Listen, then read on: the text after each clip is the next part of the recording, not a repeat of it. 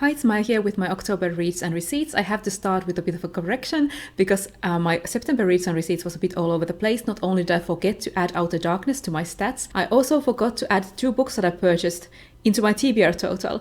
So I'm clearly not used to having the books I purchased when I film my reads and receipts. So since I bought The Twisted Ones and The Wicked and the Divine Volume 9 in September, at the start of October my TBR count was 79 books. Now that's the correct amount, and let's start with the reads. First I reread Courtney Crumrin Volume 2, The Coven of Mystics by Naifeh, and I reread this together with Frankie Reads, and this one is a whole lot darker than Volume 1, and it really brings the series to a whole new level. Where the first volume was this collection of these shorter stories, this one has a longer continuing story, and it's really good and really creepy. In this volume, Courtney gets to know the magical community of Hillsborough a bit more, and she is not impressed. While the adults are engaging in the power struggles, the lives of innocents are at risk. Courtney forms a connection with this night thing that the adults want to use as a scapegoat for this bad thing happening in their community. And I really did feel for Aloysius in this book. He's my favorite character, and Courtney's and his relationship really takes a hit in this one. The story deals with the fact that adults are sometimes powerless and how that affects the children who have looked up to them. And this book is a lot scarier than the first one. There are some magnificently disturbing pages that really creep out even adults. And Rawhead and Bloody Bones, which is this monster, is one of the most terrifying creatures I've come across, and I just love his monster design. And these hardcover editions continue to be beautiful, and the cover design of this is great, although I have to say that I prefer some of the creepy crawlies in the original black and white. And I gave this one 5 stars. It's my favorite of this series. Then I finished a library book, and that was Her Body and Other Parties by Carmen Maria Machado, and this one is a collection of short stories. A lot of them are horror. The Husband Stitch and The Resident were my 2 favorites from this collection, and they were amazing. The Husband Stitch takes the scary story of the green ribbon and molds it into this story about being a woman, about boundaries and about consent and a lot of other things. And in The Resident, I love the writing style. We follow this writer who goes on this artist retreat, and she encounters strange things happening, and we're not quite sure if they really happened or maybe didn't, which is a story device that I don't always love. In this case, the story had this haunting atmosphere all the while and a lovely writing style, and it just felt like exactly my kind of thing. There were a lot of other stories too, but those 2 were my favorites. In the end, I gave this one 3.5 stars because it's really hard for me to give higher ratings to short story collections because I almost never connect with all of the stories. So it's 3.5 stars, but Machado's writing is really strong. Then I finished a volume of manga from the library, and that was Delicious in Dungeon Volume 6 by Ryoko. And this one follows a group of adventurers who are going through the dungeons, eating the monsters that they kill, and in this volume they meet up with a bigger group, which consists also of some of their old acquaintances. And this one was my favorite volume so far. I almost gave it 5 stars, but then there was the last last story about dreams, which wasn't as strong as the rest of the volume, but this one had drama, comedy, a new interesting character. This one had everything. I gave this one 4.5 stars. Then also from the library, maybe I'm again reading a bit more library books than I should. I should be reading my own books. But anyway, the next one that I read was another Poirot mystery. This is Agatha Christie's Death on the Nile. And Poirot is on holiday in Egypt, and a murder happens on this cruise ship which is going along the Nile. And I figured who the murderer was pretty quickly. And I think it might have been because I have seen the TV show and the episode of the show based on this. And perhaps I remembered it better than I thought. That was why I really figured it out quite quickly. But it was still interesting to see how Christie wrote the murder and the clues. I gave this one 3 stars. Then another volume of manga from the library, Hakumei and Mikochi, Tiny Little Life in the Woods, Volume 1 by Takuto Kashiki. And this one is a slice of life fantasy manga that I learned about from the channel Mama Loves Manga, which I will link below. And it tells of these 2 little creatures, these 2 little women living in this forest. You know, they live in a tree, they ride bugs, they make friends with birds, they even visit a city for shopping. The art has a lot of nice little extra details, and I loved how tiny everything was. But I have to admit that I was in the right mood for this, and I read it in a bit of a rush because it had to go to the library that day that I was reading it, and that is not the best way to read slice of life manga. This one was a bit of a miss for me. Because of that, I'll check out another volume from the library at some point and read it with more time, but for now I gave this 2 stars. Then I read the Victorian Chaise-Longue by Marghanita Laski, and this one is a horror classic from 1953, and it's really small. And I read this because it was mentioned in connection with the yellow wallpaper, which I really enjoyed. I gave that one 5 stars. So this set in the 50s, I think it's like contemporary, the time it was written. and it tells of a young woman called Melanie who is a new mother, and she has tuberculosis and she lies down on this Victorian chaise-longue, but she wakes up back in the Victorian times in the body of a Victorian woman called Millie, who is also bedridden with the same sickness on the same chaise 90 years before. So Melanie tries to puzzle out what is happening, what's going on, who are all these people, what are their relations to her. It did get a bit tedious at times, because at first she was sure that it was a dream, or then she was sure that these people were actors, people who had kidnapped her were pretending, and also her thought processes could get a bit meandering. It was an interesting read, but not on the level of the yellow wallpaper. I gave this one 3 stars. Reading the Victorian Chaise-Longue put my TBR count to 78 books. And then the final volume of The Wicked and the Divine, volume 9, OK, by Kieron, Gillen and Tim McKelvie, with colors from Matthew Wilson and lettering from Clayton Cowles. And this one is own physical comic that I just bought, and it's the end of this fantasy series. I'm really glad that this series has this definite planned ending. It tells of these gods who are reincarnated and reborn as modern teenagers. I'm not quite sure if I was like thoroughly satisfied with the ending. The writing could have backed a bit more oomph, and at some points I thought it was a bit vague, but it was still a clear ending to this long-running series, and I really continue to love the art and especially the colors as usual. And I think I will be reading this series straight through at some point. I'm glad that the story was wrapped up before losing its way. I wasn't like super in love with this final volume, but I was very pleased with it, and I gave it 4 stars. And finishing this put my TBR count to 77 books. Then I finished a book from my October TBR, and that is Rawblood by Catriona, and this is an owned horror book. And this horror book begins in 1910, and it follows young Iris Villarca, who lives at Rawblood, which is their like family mansion on Dartmoor. And the Villarca family has this curse where they and their loved ones die tragically, and Iris's father is very afraid of the mists and her, who is this bone white woman who apparently comes with the mist sometimes and leaves death in her wake. And I read half of this book in one go, I think. I was really intrigued when I was reading it, but then when I got to about that halfway point, then that was a part where I felt a bit cheated after having read the whole day, and I really didn't understand where this would be going next. It felt like a natural stopping place, and I actually didn't pick this up, wasn't that enthusiastic of picking it up after that. There were some POV shifts, some new characters who were introduced, but I did like how Ward's writing style felt like it fit the time periods where she was writing in,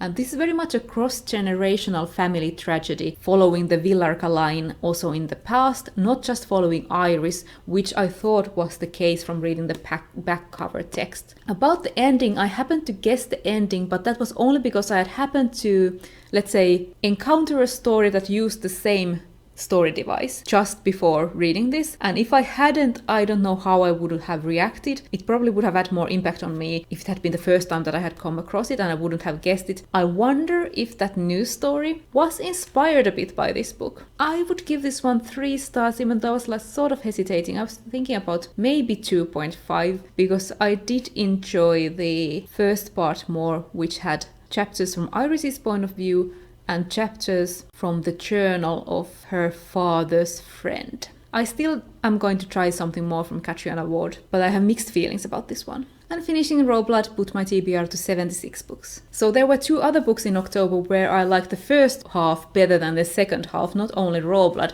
The next of those was So You Want to Be a Wizard by Diane Duane, which I have as an owned ebook. And this is a middle grade story about a girl called Nita who finds the titular book, it's called So You Want to Be a Wizard, from the library and learns to be a wizard. She also comes across this boy called Kit who is also a new wizard, and together they stumble upon this sort of quest, you might say. I like that they learned magic from this like very technically focused book, and the chapter titles were also really fun. And the very beginning with her being bullied, running away and finding this book reminded me a bit of The Neverending Story, which was a movie that I liked as a kid, or I loved as a kid, and I have read the book, but I don't have big memories of that. So like with Rawblood, I really enjoyed the first half, but lost interest in the second half a bit. In the first half, the kids learn about magic and other wizards and how to use their powers, and there's talking trees and interesting characters and events.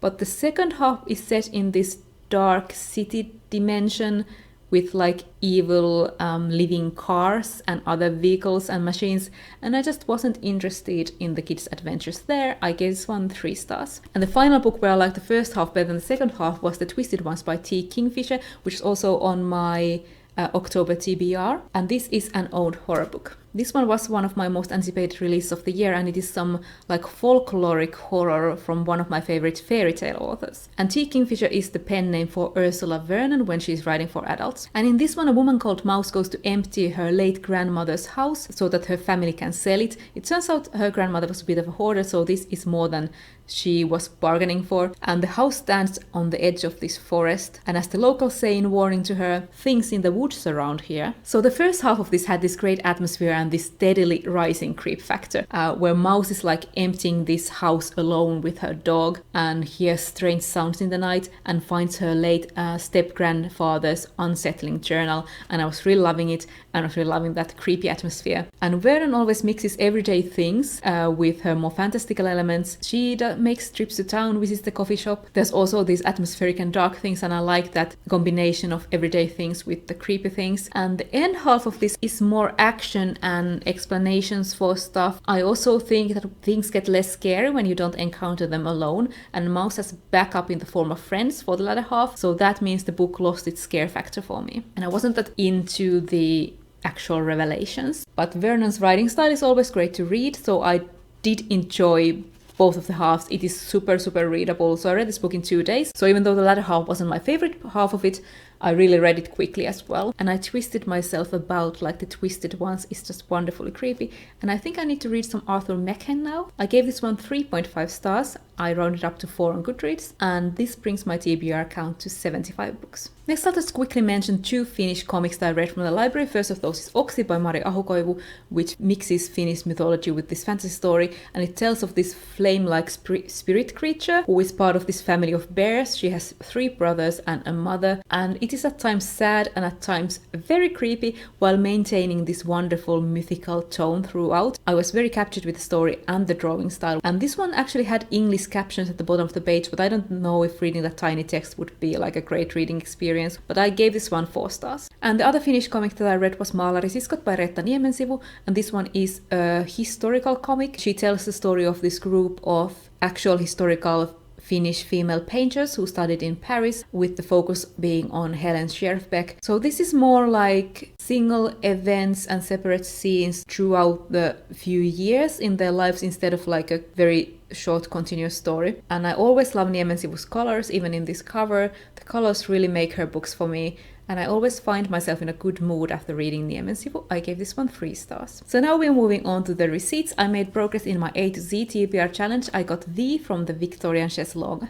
I didn't make progress in my TBR chart challenge. I currently have 2 challenges on the go. Read a book featured in a try a chapter video and read a book featured in a book haul revisit video. I still haven't decided what to read for the book haul revisit one. So then I have a bit of a haul part. I bought a few Poirot books, which I am not counting on my TBR count. I don't know if that's cheating, but I'm only collecting what my library doesn't carry. So they are just like Poirot books from here and there among the series I know that my library doesn't have. So when I see them, I buy them. I just read them once and then I usually give the book away after that, so I'm not counting them. I read them when I get to that point in the Poirot series. This first one, The Hollow by Agatha Christie, of course, was on sale at the bookstore. And then there were 2 like older copies, Hercule Poirot's Christmas and One to Buckle My Shoe, which I bought from the Helsinki Book Fair from the used books section. Then I also bought 2 comics in October that I don't have yet. I bought or helped kickstart Don't Go Without Me by Rosemary Valero O'Connell,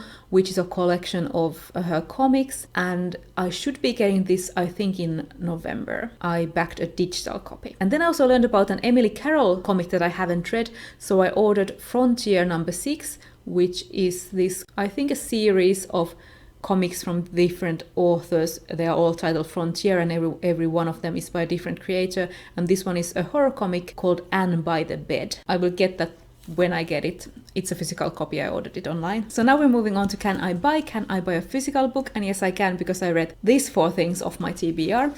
But I actually don't want to buy the physical book right now. I will hang on to my little credit because I have my birthday in December and I think I want to buy a couple of books then. So at least try to keep myself from using this until December. Then can I buy an ebook? And yes, I can, because I read So You Want to Be a Wizard. Usually I don't count my digital comics in these, but this time it's a bit more expensive comics, so I think I'm gonna buy, I don't know if you can see it, Cosmo Knights. by Hannah Templer, which is one of the most anticipated comics that I had on the video that I made. It is an LGBTQ plus science fantasy comic. So I think I'm gonna buy it on Comixology because it just came out at the end of October and I'm currently downloading it. And it downloaded and it looks very cool. So next is, can I borrow a library book? And yes, I can. I think this time I'm going to unfreeze my hold on Shadow and Bone by Leigh Bardugo. Editing Maya here telling you that I didn't actually unfreeze Shadow and Bone because I found out that the book storage of our library system had an open house day. So that means that there's this big storage basement under one of the libraries which holds the library system's old books in storage. You can put holes on them and they will send them to you if you want, but you usually can't visit it. There's like one day every couple of months where you can, and I hadn't been there before, so I actually went and got a bunch of older books. So if you want, I can do a little video where I show you what I got, but that is what I got from the library. It's a bit more than one. Speaking about library books, the ones that I currently have out are Blanca y Roja by Anna-Marie McLemore. This was one was in my October TBR. I'm currently reading it. I'm almost halfway through. And from the library I also have A Small Charred Face by Kazuki Sakuraba, which needs to go back soon. I am again almost halfway through it. This is a Japanese vampire book and I'm currently buddy reading this. Then I have last month's library pick that I haven't started yet, and that is the horror books The Silent Companions by Laura Purcell, which you helped me pick on a poll on Twitter. And then finally I have a book that I borrowed from my sister when I visited her just a little while ago, and that is Redemption in Indigo by Karen Lord. So now for the stats. In October I read 12 books, that is 2,182 pages. On average I read 70 pages a day and took on average 5 days to read a book. So I got my TBR count to 75 books this month, but I also decided to get rid of this battered copy of The Doomsday Book by Connie Willis. This is an ex-library copy and it is in worse condition than I remembered when I was looking at it just recently. I got this when I was working at a library and they were throwing it away. I think I'll get rid of this and I will read it at some point. I'll get a better copy from the library, borrow it, or then I will buy an ebook version, ebook edition of it. But I will get rid of this for now. It's off my TBR, so that means my current physical TBR number is 74 books. So this was my October reads and receipts. Come talk to me in the comments if you have read any of these books, or if you haven't, just say hi and I will see you in my next video.